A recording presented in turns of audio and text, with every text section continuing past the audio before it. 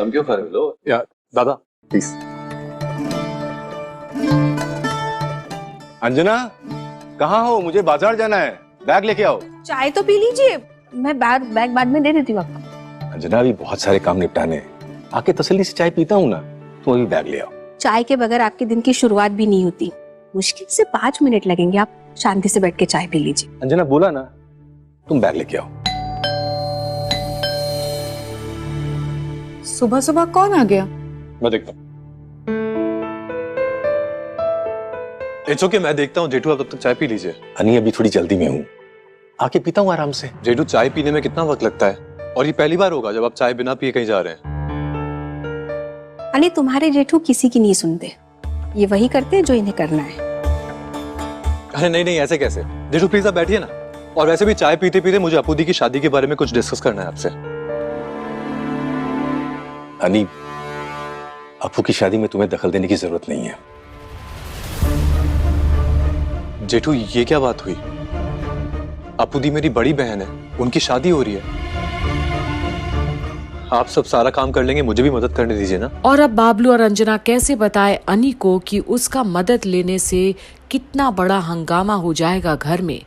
गलत भावनाएं जो रखते हैं सबके सब। आप अनी से ऐसे क्यों बात कर रहे हैं? इट्स ओके, कोई बात नहीं। आप बैठिए ना, चाय पीजिए, मैं देखता हूँ कौन है। बढ़ो। आप चलिए।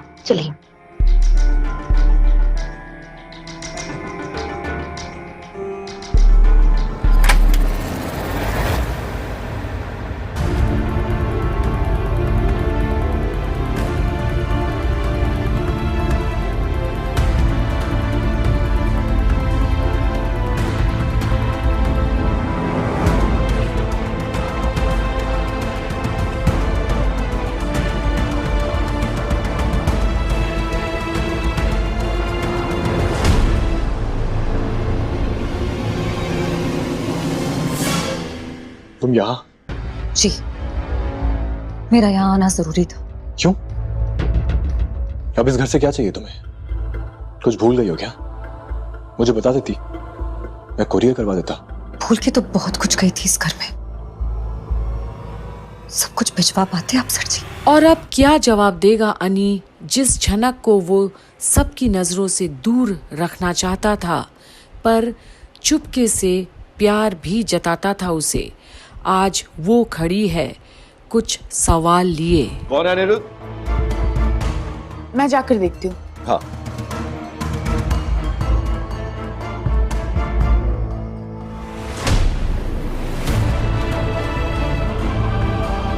झनक,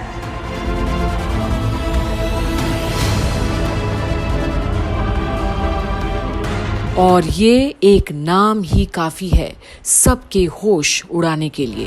काकी माँ, काकू, जनक, ओढ़ो माँ।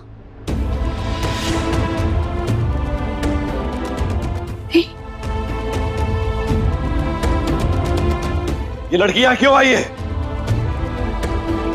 लड़की, तुम्हें यहाँ क्या चाहिए? मैंने तो सुना था तुमने वहां पे किसी नए लड़के को फंसा लिया है और तुम अपनी जिंदगी बहुत अच्छे से जी रही हो। फिर यहाँ क्या लेने आई हो तुम?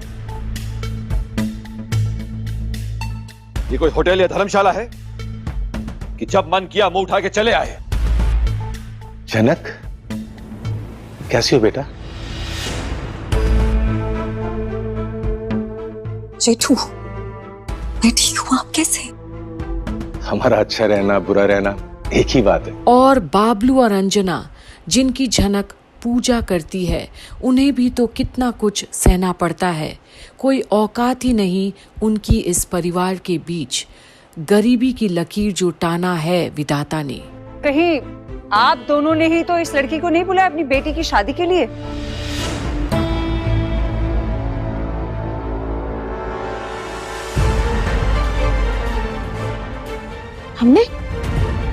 हम इसे कैसे बुला सकते हैं? और हम क्या चाहते हैं? इससे घर में किसी को क्या फर्क पड़ता है? हमने इसे नहीं बुलाया। ओके फाइन, आप लोगों ने नहीं बुलाया, तो फिर यहाँ क्या कर रही हो तुम? झनक, तुम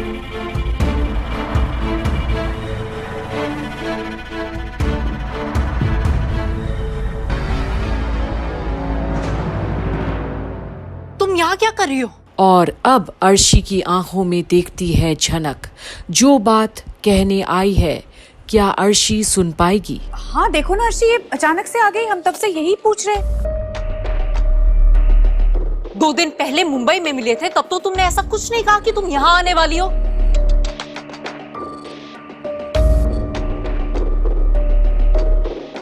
लिसन झनक,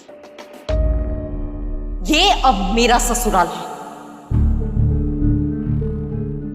तुम यहाँ मेरे ससुराल में एक रिफ्यूजी की तरह रही थी, क्योंकि यहाँ सब लोग अच्छे हैं, डिसेंट है। मेरे हस्बैंड ने तुम्हारी हेल्प की, तुम्हें सपोर्ट किया, क्योंकि इसका दिल अच्छा है। पर क्या अनी का दिल वाकई में अच्छा है झनक के प्रति, जैसा उसकी सो कॉल्ड बीवी बोल रही है? लेकिन अब तो तुम किसी प्रॉब्लम में नहीं हो, बहुत लोग हैं तुम्हारा ख्याल रखने के लिए। तो फिर यहाँ क्या करने आई हो? मुझे सर जी से एक बात करनी है, बहुत जरूरी बात।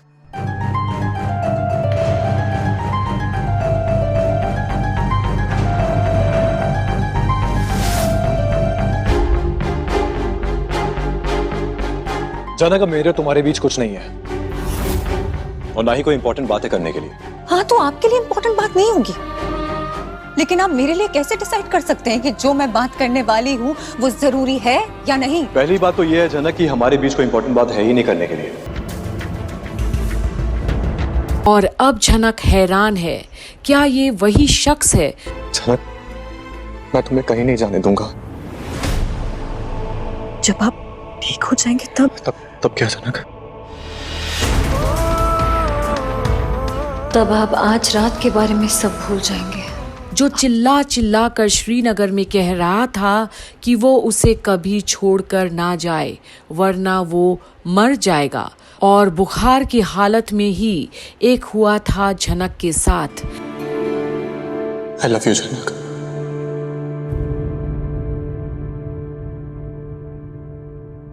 I love you। मुझे नहीं लगता मैं तुम्हारे बिना जी पाऊंगा। मुझे कुछ अच्छा नहीं लग रहा है, मुझे कुछ समझ में नहीं आ रहा है जनक, लेकिन बस इतना पता है जनक, मैं तुमसे बहुत प्यार करता हूँ।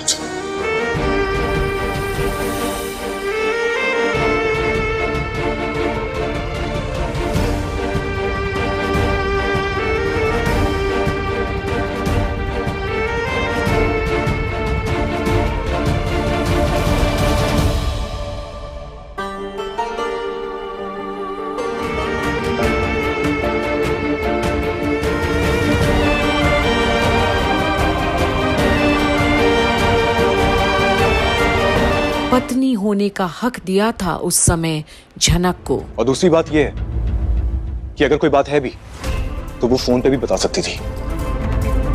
मैं यहाँ आपके घर पर आ गई, इसलिए गुस्सा आ रहा है, बुरा लग रहा है। तुम्हें यहाँ पे आना ही नहीं चाहिए था, और ये सोचना कि जब भी तुम यहाँ पे आओगे हमेशा तुम्हारा वेलकम होगा, बहुत गलत बात है।